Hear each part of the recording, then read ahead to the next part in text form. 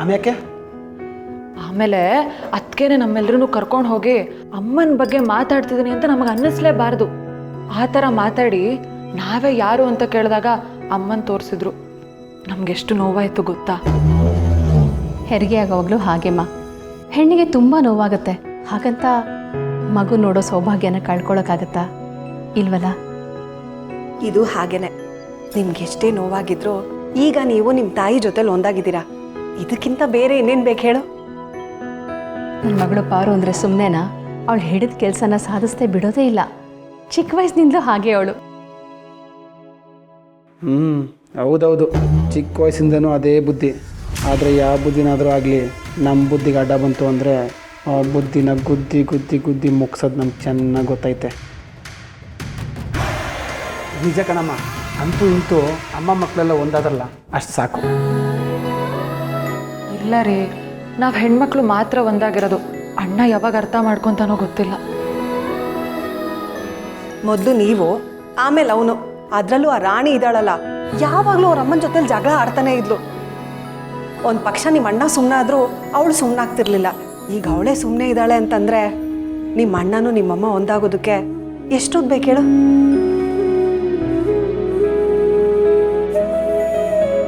ಹೌದು ಅತ್ತೆ.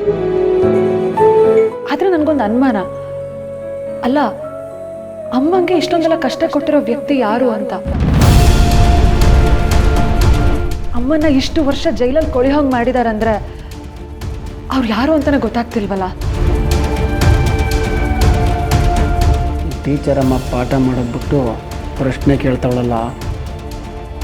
ರತ್ನ, ಇವಾಗ ಬಿಸಿ ಎಲ್ಲ ತಗೊಂಡು ಏನು ಮಾಡಿ? ಅಮ್ಮ ಮಕ್ಕಳು ಒಂದಾಗಬೇಕಿತ್ತು, ಆದರೂ ಖುಷಿಪಡು. ಮೊದಲೇ ನಮ್ಮ ಸಮಸ್ಯೆಗಳು ಆಸ್ಕೊಂಡು ಒತ್ಕೋಷ್ಟು ಬಿದ್ದವೆ. ಪರಶು, ಯಾಕೋ ಹಾಗಂತ್ಯ? ಅವಳು ಅವಳ ಅಮ್ಮನ ಬಗ್ಗೆ, ಅವಳ ತಾಯಿಗೆ ಕಷ್ಟ ಕೊಟ್ಟೋರ ಬಗ್ಗೆ ಅವಳು ಕೇಳಬಾರ್ದಾ? ತಿಳ್ಕೊಬಾರ್ದಂತಲ್ಲ ಅಮ್ಮ, ಆದರೆ ಈಗ ನನ್ನ ರತ್ನ ಅದ್ರ ಬಗ್ಗೆ ಎಲ್ಲ ಯೋಚನೆ ಮಾಡ್ಕೊಂಡು ತಲೆ ಕೆಡ್ಸ್ಕೊಂಡ್ರೆ ಕೈನಾಗಿರೋ ಖುಷಿನೂ ಹೊಂಟೈತದಲ್ಲ ಅಂತ ಅಷ್ಟೇಯ. ಪರಶು ಹೇಳ್ತಿರೋದು ನಿಜನೇ. ಈ ಕ್ಷಣನ ಮರೆತು ಕಳೆದೋಗಿರೋ ಕೆಟ್ಟ ಘಟನೆಗಳ ಬಗ್ಗೆ ಯೋಚನೆ ಮಾಡ್ಕೊಂಡು ಕೂತ್ರೆ ಕಷ್ಟ. ನೋಡ್ರತ್ನ, ಯಾವಾಗ ಏನು ಗೊತ್ತಾಗಬೇಕೋ ಆ ಹೊತ್ತಲ್ಲಿ ಅದು ಗೊತ್ತಾಗುತ್ತೆ. ನೀನು ಆರಾಮಾಗಿರು. ಅಂತೂ ನಮ್ಮ ಮನೆ ಸೊಸೆ ಮೊದಲನೇ ಸಲ ತವ್ರ ಮನೆಗೆ ಹೋಗಿ 2 ದಿನ ಇದ್ದು ಬಂದ್ಲು. ಅದೇ ಖುಷಿ ನನಗೆ. ನಮಗೆ ಸಿಗದಿರೋ ಅವಕಾಶ ನಿನಗೆ ಸಿಕ್ಕಿದೆಯಲ್ಲ ರತ್ನ. ಖಂಡಿತವಾಗ್ಲೂ ನೀನೇನಾದರೂ ದೊಡ್ಡದಾಗಿ ಸಾಧಿಸ್ತೀಯ, ಅದಂತೂ ಸತ್ಯ.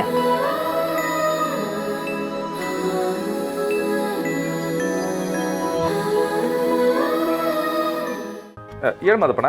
ನಾಳೆ ನಮ್ಮ ಮನೆಯಲ್ಲಿ ಕೆಟ್ಟ ದೃಷ್ಟಿ ತೆಗ್ಸಕ್ಕೆ ಅಂತ ಒಂದು ಹೋಮ ಇಟ್ಕೊಂಡಿದ್ದೀನಿ. ಎಲ್ಲ ಕೆಟ್ಟ ದೃಷ್ಟಿನೂ ಹೋಗುತ್ತಂತೆ. ಅದಕ್ಕೆ ನಾಳೆ ಮನೆಯವರೆಲ್ಲರೂ ಬಂದುಬಿಡ್ರಪ್ಪ. ಎಂಥ ಒಳ್ಳೆ ಸುದ್ದಿ ಕೊಟ್ಟೆ ಮಾದಪ್ಪಣ. ನಾನು ಅನ್ಕೊತಿದ್ದೆ ಮನೆಯಾಗೆ ಹಿಂಗೆಲ್ಲ ಆಯ್ತಿದ್ಯಲ್ಲ, ಏನು ಮಾಡೋದು, ದೃಷ್ಟಿಗಿಷ್ಟಿ ಏನಾದರೂ ತಾಗ್ಬಿಡ್ತಾ ಅಂತ. ಈಗ ನೋಡಿದ್ರೆ ನೀನೇ ಆ ದೃಷ್ಟಿ ತೆಗ್ಸೋ ಕೆಲಸ ಮಾಡ್ತಿದ್ಯಾ. ಖುಷಿ ಆಯ್ತು ಮಾದಪ್ಪಣ. ನಾವೆಲ್ಲರೂ ಮನೆಯವರೆಲ್ಲ ಬರ್ತೀವಿ. ಆಮೇಲೆ ಏನಾದರೂ ಕೆಲಸ ಇದ್ರೆ ನಂಗೆ ಹೇಳು, ಒಂದೇ ಒಂದು ಮಾತು ಹೇಳು, ನಾ ಬಂದ್ಬಿಟ್ಟು ಎಲ್ಲ ಮಾಡ್ಕೊಟ್ಟು ಹೋಗ್ತೀನಿ. ಆಗ್ಲಪ್ಪ, ಹುಷಾರಾಗಿ ಹೋಗಿ ಬನ್ನಿ. ನಾವೆಲ್ಲರೂ ನೀವು ಬರೋದನ್ನೇ ಕಾಯ್ತಾ ಇರ್ತೀವಿ, ಆಯ್ತಾ? ಸರಿ ಕಣ್ ಮಾದಪ್ಪಣ. ಸರಿ ಬಾರು, ಕೇಳಿಸ್ಕೊಂಡ್ಯಾ ಅಪ್ಪಯ್ಯ? ಕೇಳಿಸ್ಕೊಂಡ್ಯಾ?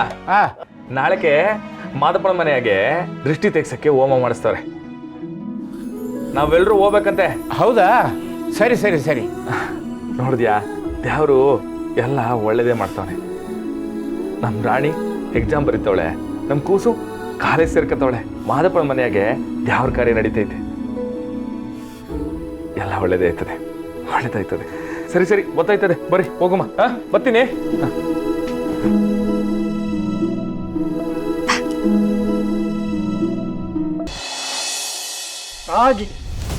ಆಗಲಿ ಮಾದಪ್ಪಣ್ಣ, ನೀನು ಕರೆದ್ರೆ ನಾವು ಇಲ್ಲ ಅನ್ನೋಕ್ಕಾಗತ್ತಾ? ಬರ್ತೀವಿ. ನಮಸ್ಕಾರ.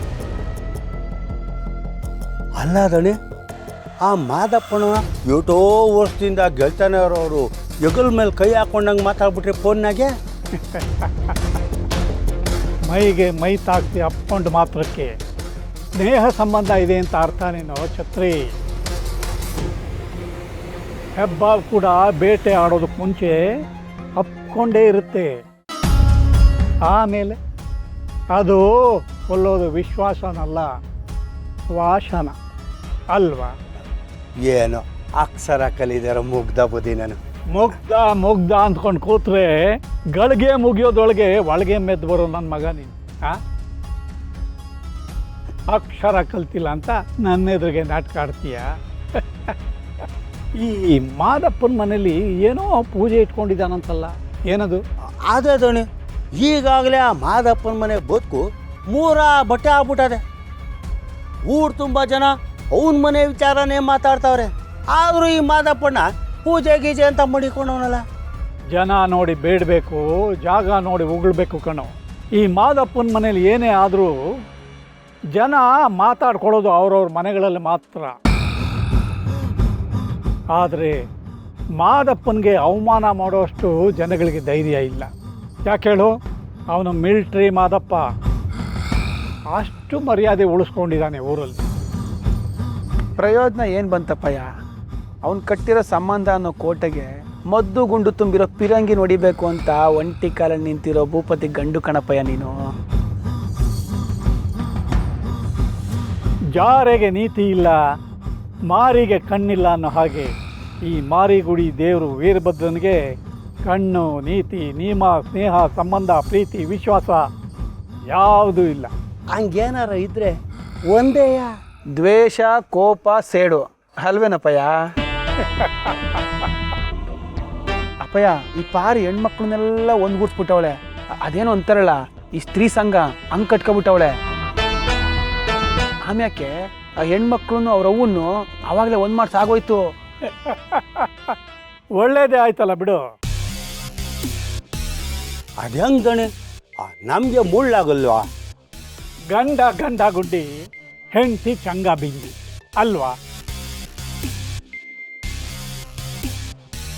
ಅಪ್ಪಯ್ಯ, ಅರ್ಥ ಆಯ್ತಿಲ್ಲ. ಅವಳು ಏನೇ ಸಂಘ ಕಟ್ಟಿದ್ರು ಆ ಸಂಘದಲ್ಲಿರೋ ಅಭ್ಯರ್ಥಿ ನಮ್ಮನೇಲೂ ಇದ್ದಾಳೆ ಅನ್ನೋದು ಮರ್ತುಬಿಟ್ಟೇನೋ ಪರ್ಶು. ಆ ಸಂಘದಲ್ಲಿ ಏನೇ ಚಟುವಟಿಕೆ ಆದರೂ ಆ ವಿಷಯ ಮೊದಲು ನಮ್ಮನೆಗೆ ತಲುಪಿ ಆಮೇಲೆ ದಾಟಬೇಕು. ಆ ರೀತಿ ತರಬೇತಿ ಕೊಡು ನಿನ್ನ ಹೆಂಡತಿಗೆ. ಅದು ದಿಟ್ವೆ ಅಪ್ಪಯ್ಯ. ಆದರೆ ಈಗ ಮ್ಯಾಟ್ರ್ ಅದಲ್ಲ. ಆ ಮಾದಪ್ಪಣ್ಣನ ಮನೇಲಿ ಅದೇನೋ ಪೂಜೆ ಅಂತಲ್ಲ, ಇವಾಗ ಇವಳಲ್ಲಿ ಹೋಯ್ತೀನಿ ಅಂತ ಅಂತಾಳೆ. ಏನು ಮಾಡುಮ್ಮ? ಮೊನ್ನೆ ತಾನೇ ನೀನು ಕೊಟ್ಟಿರೋ ಸವಾಲನ್ನ ಬುದ್ಧಿವಂತಿಕೆಯಿಂದ ಹೆಂಗೋ ಮಾಡಿ ಮುಗಿಸ್ಬಿಟ್ಲು. ಇವಾಗ ಏನು ಮಾಡುಮ್ಮ? ಪರ್ಶು, ನಿನಗೂ ಅವಳಿಗೂ ಇನ್ನೂ ಶಾಸ್ತ್ರ ಆಗಿಲ್ಲ.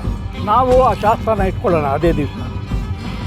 ನಿಮಗೆ ಶಾಸ್ತ್ರ ಇದೆ ಅಂತ ಶಿವು ಗೊತ್ತಾದರೆ, ಅಯ್ಯಯ್ಯೋ ನನ್ನ ತಂಗಿ ಶಾಸ್ತ್ರ ಅಲ್ಲ, ಏನು ಮಾಡೋಕ್ಕಾಗಲ್ಲ ಅಂತ ಸುಮ್ಮನಾಗ್ಬಿಡ್ತಾನೆ. ನಮ್ಮ ಮನೇಲಿರೋರು ಕೂಡ ಅಲ್ಲಿ ಹೋಗೋದಕ್ಕೆ ಸಾಧ್ಯ ಆಗೋದಿಲ್ಲ. ಹಾವು ಸಾಯಲ್ಲ, ಕೋಲು ಮುರಿಯಲ್ಲ. ಆದರೆ ತೊಟ್ಟಲಲ್ಲಿರೋ ಮಗು ಕಣ್ಣಲ್ಲಿ ಮಾತ್ರ ಧಾರಾಕಾರವಾಗಿ ಜುಳು ಜುಳು ಜುಳು ಅಂತ ನೀರು ಹರಿಯುತ್ತೆ.